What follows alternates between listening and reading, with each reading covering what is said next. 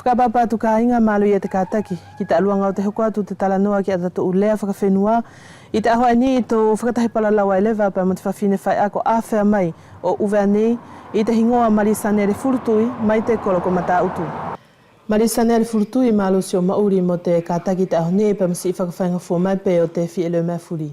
I whoki, malo kasoangari i a te mauri, te kātaki mo te tuulaki o te ngāwe. Marisa Nere ke kau ki a whawhine whai ako āwhea mai uwea nei, kua mālolo mai lewa mai te whaahinga ngau aia.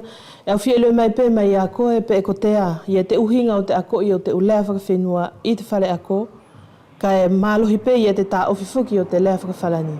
Ia. Ka soangari mālo. Si o koe ne e whitunga furu ne au urua e whai ako. Pea urua ke te tamariki, he e ki whai, he ki i tari whakauvea, pe ako he, ko te uipe, ke matau a kei a ki te lea whakawhalani. Pe awala ta ui ai whai aho matau whimari e. Hau ki te hiwango furu, warungo furu, kua ia lewa te u whakatuutu, e te kau, ke ako te whakauvea, mai te u ki i karasi ririki, te petite section, moyenne, mo te grande section, o tahi arupe i tona vaenga, ne e kua whoirelei osi. E ko te kihi tamariki a e la i te maternelle, tana tau anga whakaapa kona tau ilo e whoki maro te mauli. Mo te uiang maro te ofa, silou, ka kita longo ki ai, ia tātou ai uwha e ki hana tau paralau whakauvea lei whia, pēr e tau whia ai. Whoki koi ai au ui, te mauhinga o te ako, o te tatau lea, whakauvea, mo whakawhutuna i te whare ako. Ko te hiwango furu mai te au, i te ako te whakauvea, i te petite section. Hongo furu ki te au, ki i whakawharani, ko te ukupulau pe, pēr mo te ki uki hiwa whakawharani pe, aruang ki te moyenne whakafuafuarele o si pe ko vailua lewa, ni mango furu whakawharani, ni mango furu whakauvea.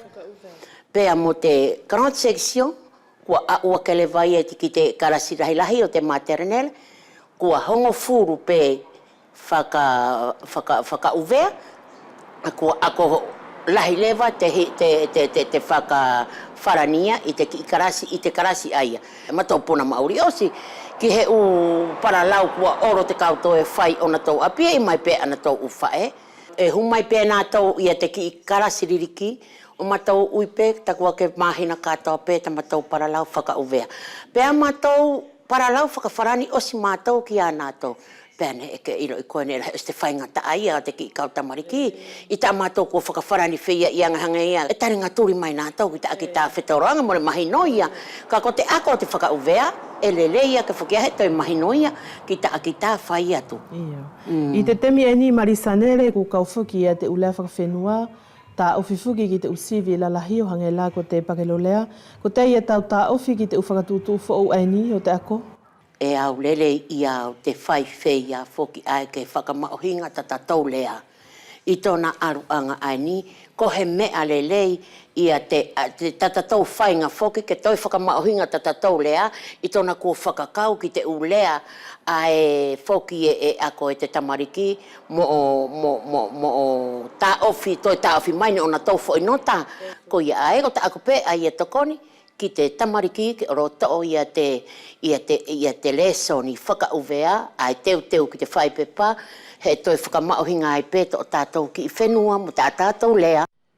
Ko te alewa hausi o Marisa Nere Furutui o uhinga pa mo te palalaui o adato ulea whakawhenua i te temi aini. E au lele i au i a tātou, ko he mea maohinga ia, tātou kua tutu ake, o paralau o whakatupu, hata tau u whehui, mo whekumi, pe kon aru whewhea ia nai, tata tau lea ki te kahau.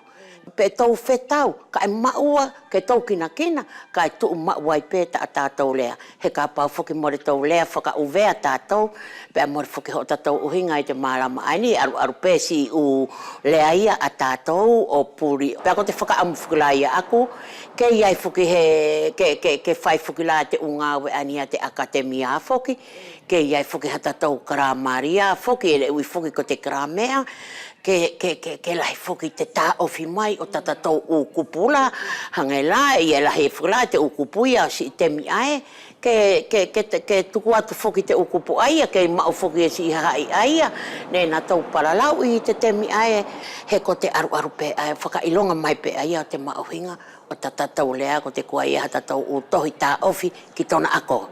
E au fia whakalawelawe atu pe ia hau ki i mālama, ki te kupu aini, e to ina whenei whuki ko iku fia. Ia. Ka sawa ngari ko te kupu aia ko iku fia, ko te kupu whakaawhea whukia.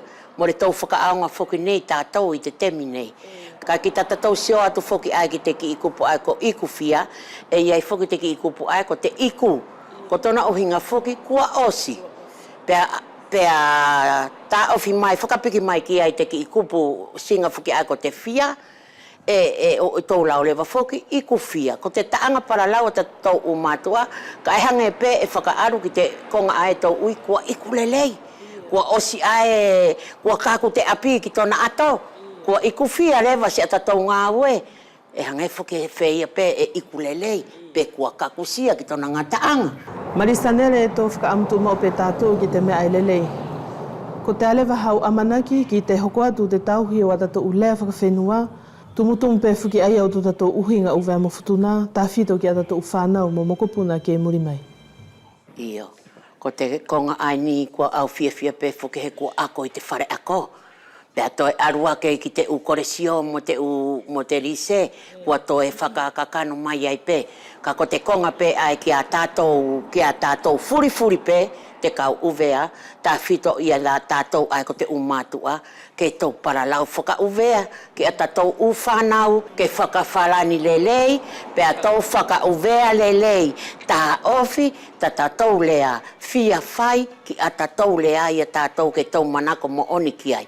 Pea e au whakaamulewa, ki te kau ako, ke lahi ni ihi e olo i te lea, ako te lea, e hauai pē, te mālama ae mo te fia tā ofi, o tātou lea whakauvea mo whakafutuna.